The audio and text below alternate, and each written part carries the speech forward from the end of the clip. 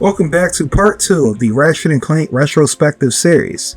In this video, we explore the history, development, and gameplay of what might be considered the greatest sequel of all time in the history of video games. Driven by the advancements being made in the new technology and design philosophies of the 6th console generation, Ratchet and Clank Going Commando showed off some remarkable innovations being made within the platforming genre. Much like the original Ratchet and Clank, this sequel moved away from the typical conventions of most platforming games. Whereas most platformers released between 1980 to 2000 focused on jumping and running as the primary core mechanics, Ratchet and Clank's core mechanics emphasize using not just melee combat, but also a variety of different weapons and gadgets. And instead of having linear style levels, Ratchet and Clank focused on non-linear exploration and environmental interaction.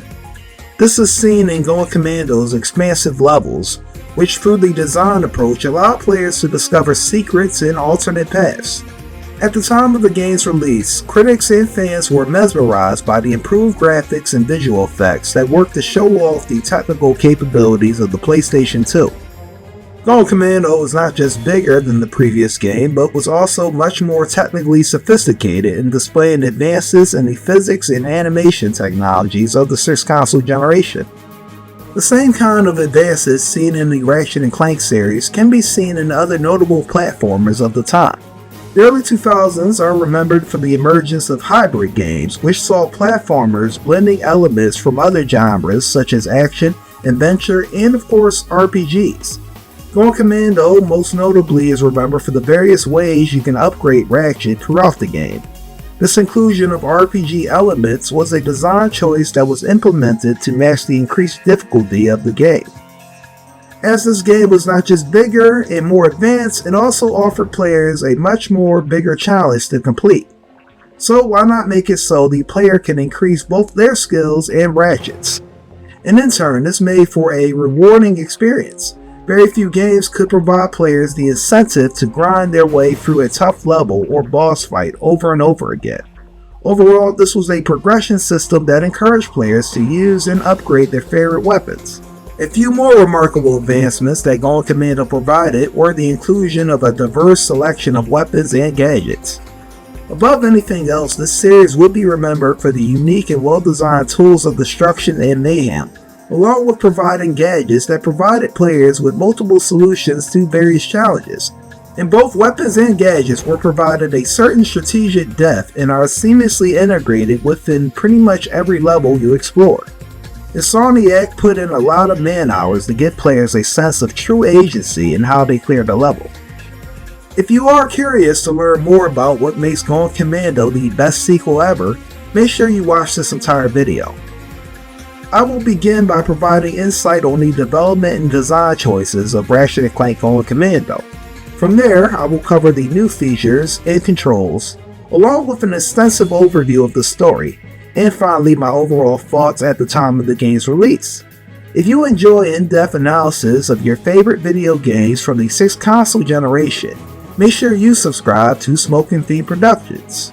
And make sure you leave a like and a comment to this video.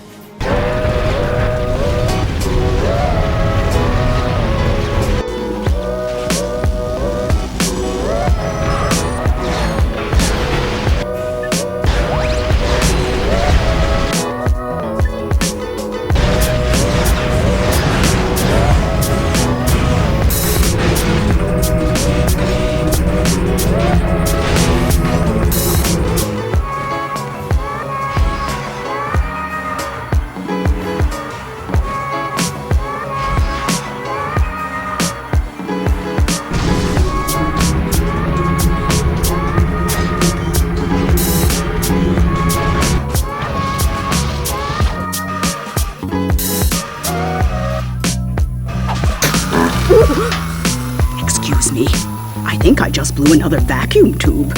Should I have a look?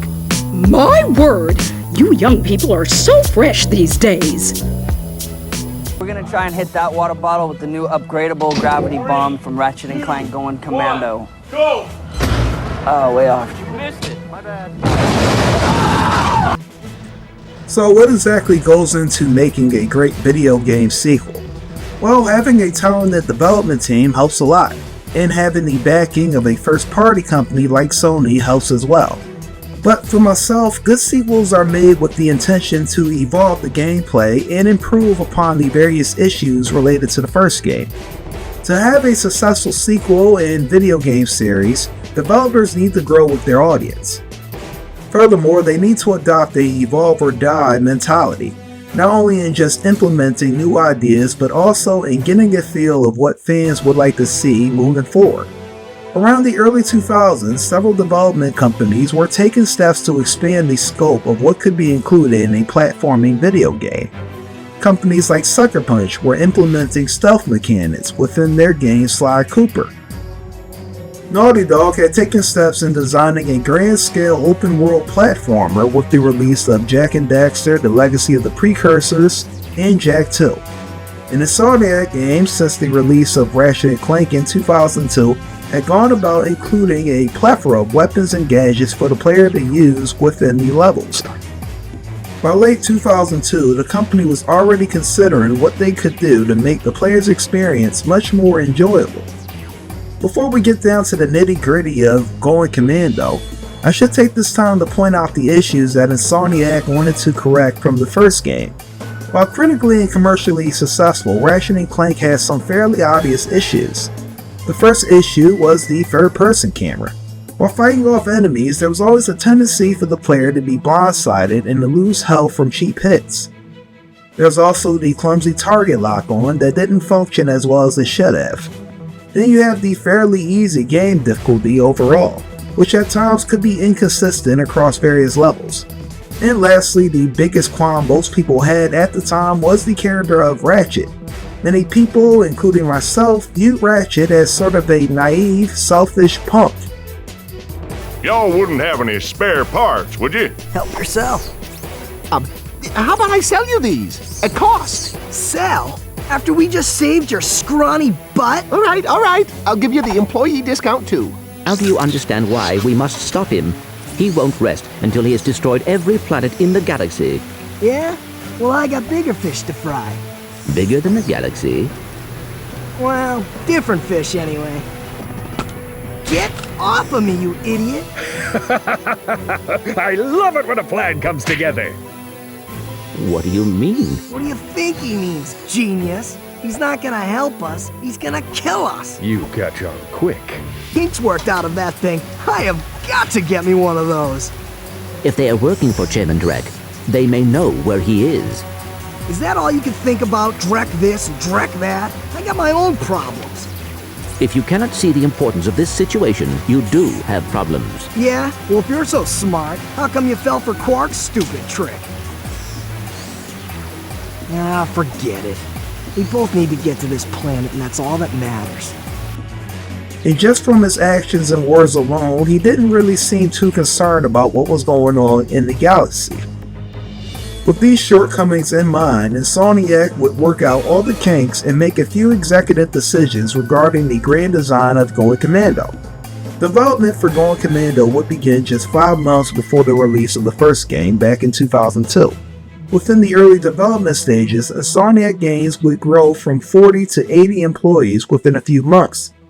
The team then began brainstorming various ideas for new gameplay mechanics, story elements, and settings. This time, the development team at Insomniac would have the heroic duel saving the Bogon Galaxy from a dangerous biological weapon that is being sold across the Bogon Galaxy by the fictional company of Megacorp, the manufacturer of weapons, gadgets, and household appliances. In designing the Bogon Galaxy, Insomniac would make Going Commando around 150% bigger than the first game. As time passed on, they frequently toyed around with early prototypes that were made to test the new mechanics. Under Brian and Alex Hastings, the chief creative officers, Going Commando would be implemented with new technologies and further improvements upon using the Jak and Daxter Naughty Dog engine. Under their direction, they would ensure that the engine could handle the game's requirements.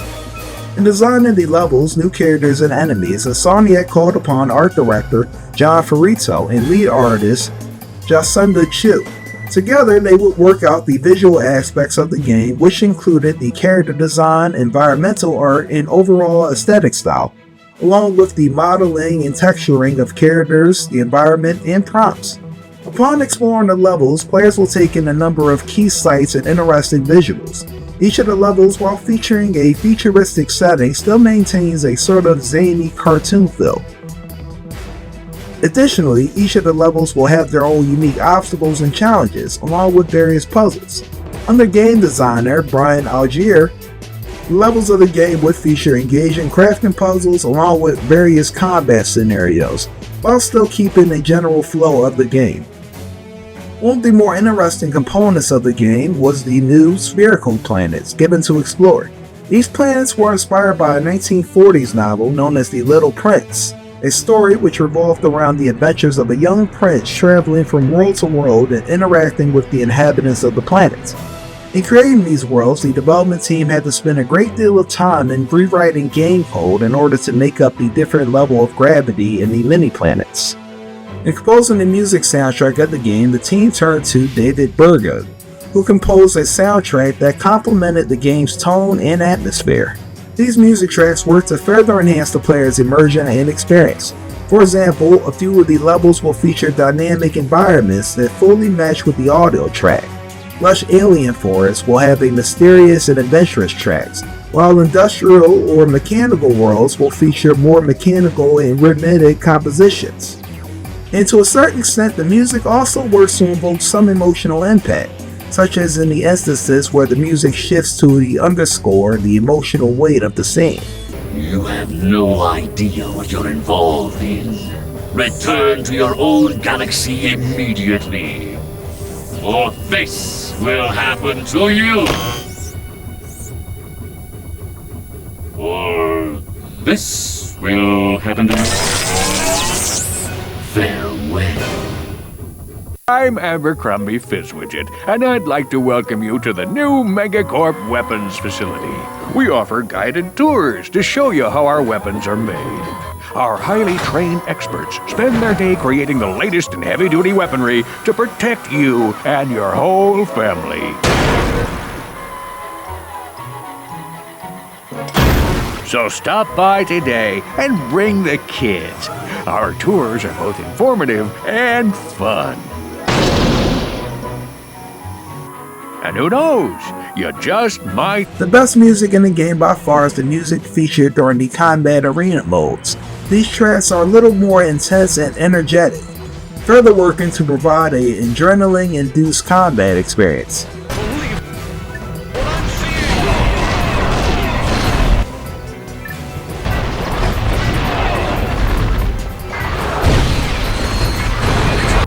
The music of Ratchet and Clank on Commando pairs with the complementary soundscapes.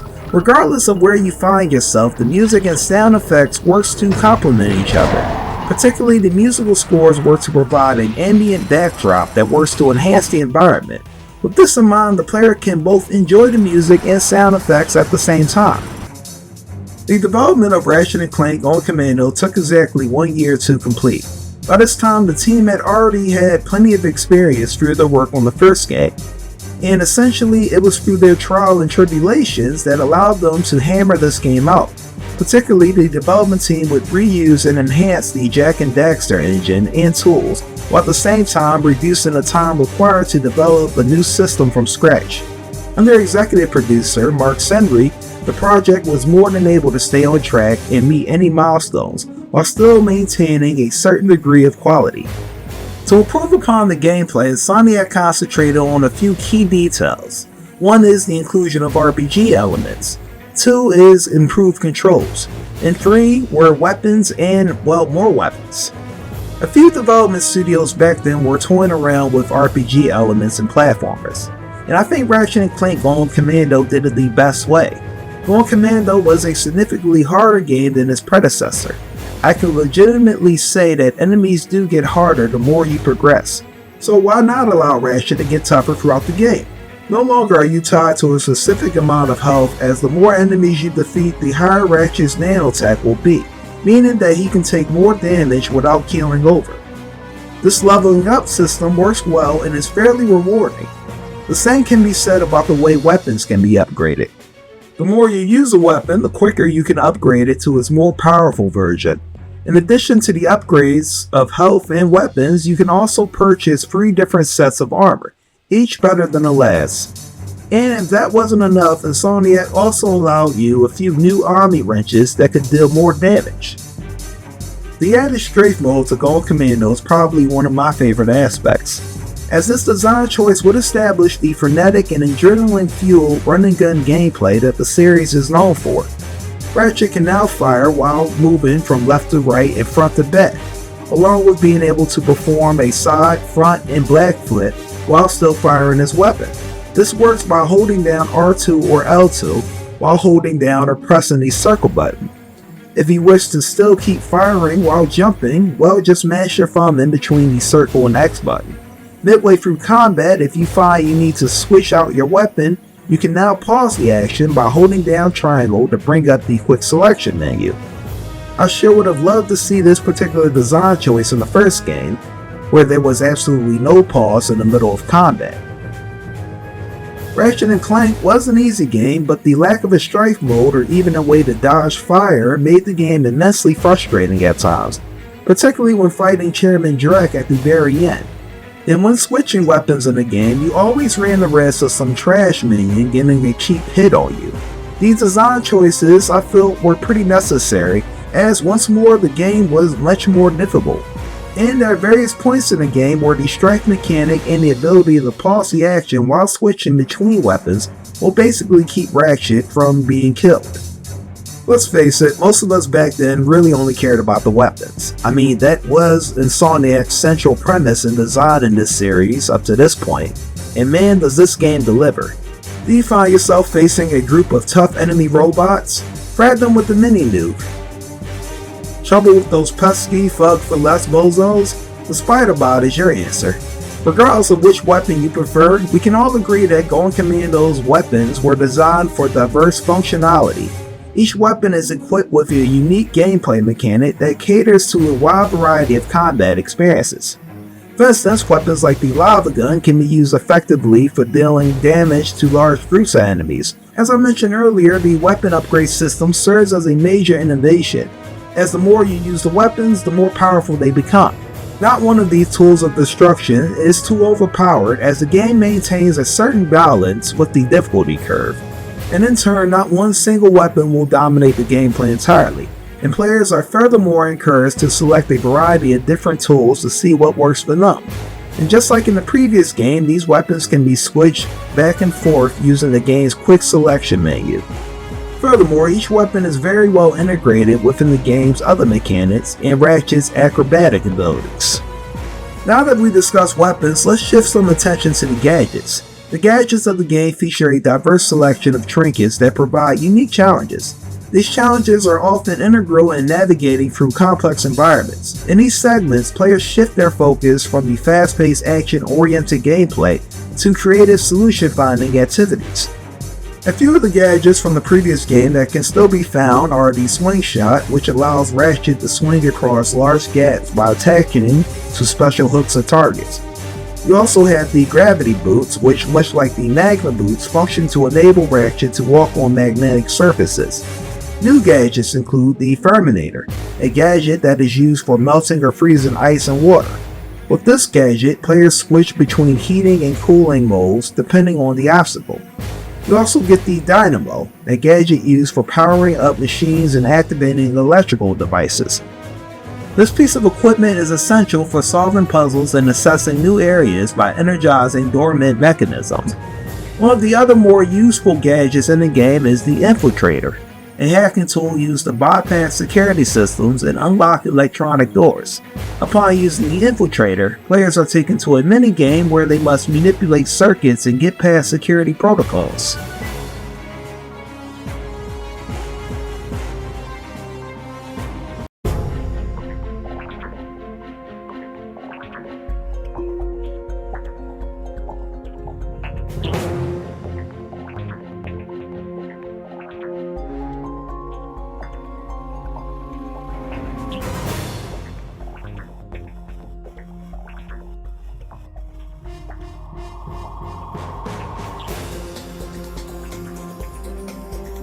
The game begins with Ratchet and Clank being celebrated as heroes for their previous adventures. However, they soon found themselves bored with their peaceful lives. Their routine is disrupted when Abercrombie Fizzwidget, the CEO of Megacorp, recruits Ratchet for a new mission. He wants Ratchet to retrieve a stolen experiment known as the Prototype, which has been taken by a mysterious thief. Throughout the game, Ratchet and Clank travel to the Bogon Galaxy, a new setting filled with unique planets and challenges. Ratchet is trained and equipped with new weapons and gadgets by Megacorp, and the duo begins their search for the thief and the stolen experiment. Along the way, they encounter various characters, including the bubbling Captain Quark, who has assumed a new identity after his disgrace in the first game. As Ratchet and Clank pursue the thief, they learn more about the Prototype. The thief is revealed to be a female Lombox named Angela Cross, a former Megacorp scientist. She initially appears to be an antagonist, but is later revealed to be trying to stop Megacorp from releasing the Prototype, which she knows is dangerous. After a reveal, Angela explains that the Prototype is a highly dangerous creature that can reproduce rapidly and pose a significant threat to the galaxy. Despite her warnings, Megacorp plans to mass-produce and sell the Protopet as a pet, ignoring the potential consequences. Ratchet and Clank team up with Angela to stop Megacorp and prevent a galaxy-wide disaster. As the story unfolds, Captain Quark reemerges, now posing as a hero once again. However, it is revealed that Quark is behind the Protopet plot, manipulating events to regain his former glory by creating a crisis that he can resolve. He has reprogrammed the Protopet to be even more dangerous, intending to swoop in as a hero to save the day. Ratchet, Clank, and Angela confront Quark in a final showdown. They defeat Quark and his plans to exploit a Protopet crisis. Quark is exposed as a true villain, and Megacorp is forced to halt the distribution of the Protopet. With the help of a gadget invented by Clank's scientist friend, the trio manages to neutralize the Protopets, rendering them harmless. The game ends with Ratchet, Clank, and Angela saving the Bogon Galaxy from the Protopet threat. Megacorp is held accountable for its reckless actions, and Quark is once again disgraced. Ratchet and Clank return to their heroic status, ready for a new adventure. Ratchet and Clank on Commando greatly explores the themes of corporate irresponsibility, the consequences of unchecked ambition, and redemption.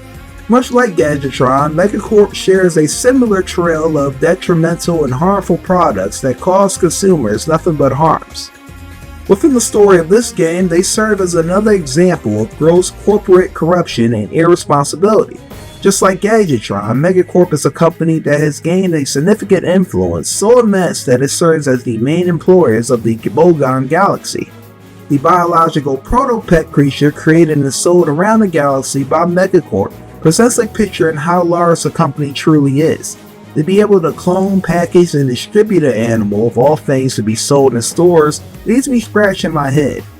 In our own world, inventions and unique creations are typically tested and redefined before they hit the shelves, most of the time anyway. In the Bogon Galaxy, the Megacorp Corporation is so powerful that it goes largely unchecked by any kind of regulatory committee or planetary agency. What kind of company is able to create a product like the Crotchetizer anyway? More to note about this game is the growth of Ratchet as a character. We can see him becoming more responsible and much more heroic. Mega Battle! Introducing from nowhere in particular, this guy! Yeah, I've got mad skills. Mad yeah. A difficult challenge, but one that a trained commando... Hold on. Hey, who let you in here? Get lost before I flatten your robot into a hubcap. Touch him, and it's Plasma City! Oh. In revising Ratchet's character, Insomniac Games will replace the original actor Mikey Kelly with the series mainstay James Arnold Taylor, who would go on to voice Ratchet in all future games, including the movie.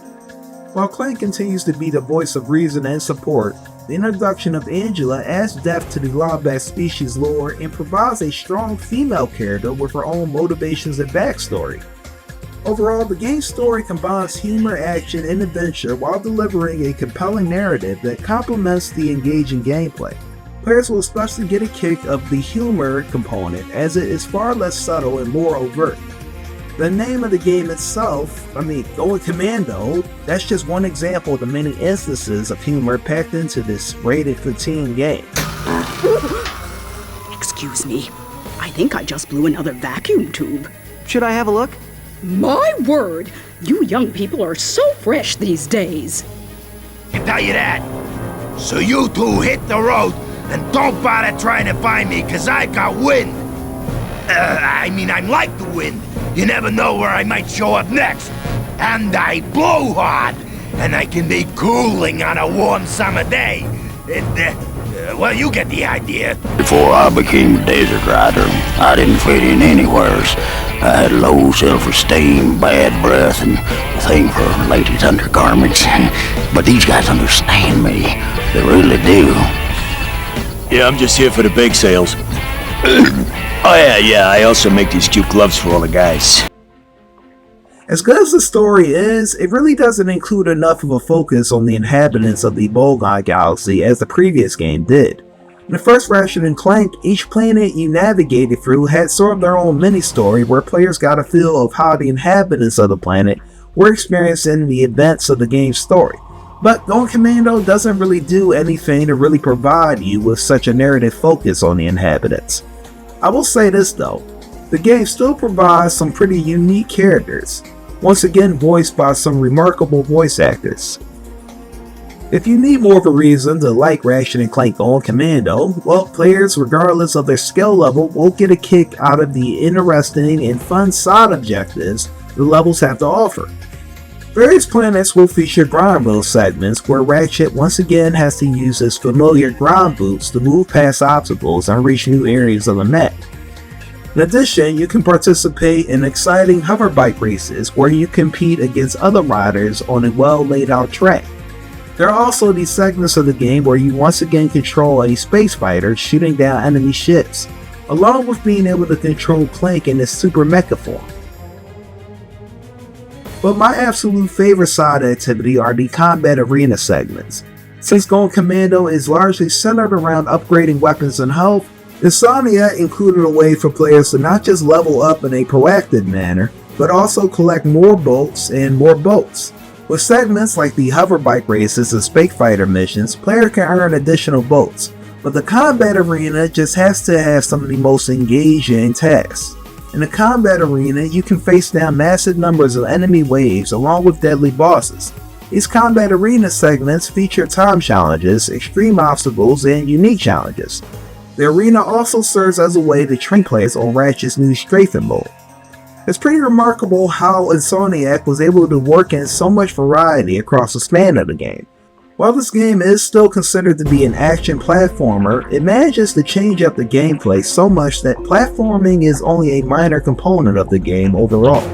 Compared to everything else, such as, combat fighting in the arena, space missions, grind rail segments, fighting as Giant Clank, participating in hover bike races, platforming really is a small part.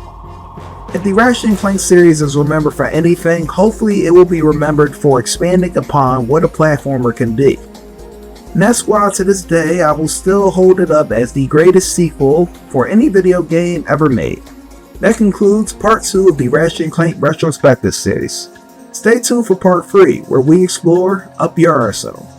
This is your big homie Bob saying thanks for watching, y'all. Have a good one, and if you haven't, make sure you subscribe to Smoking Fiend Productions.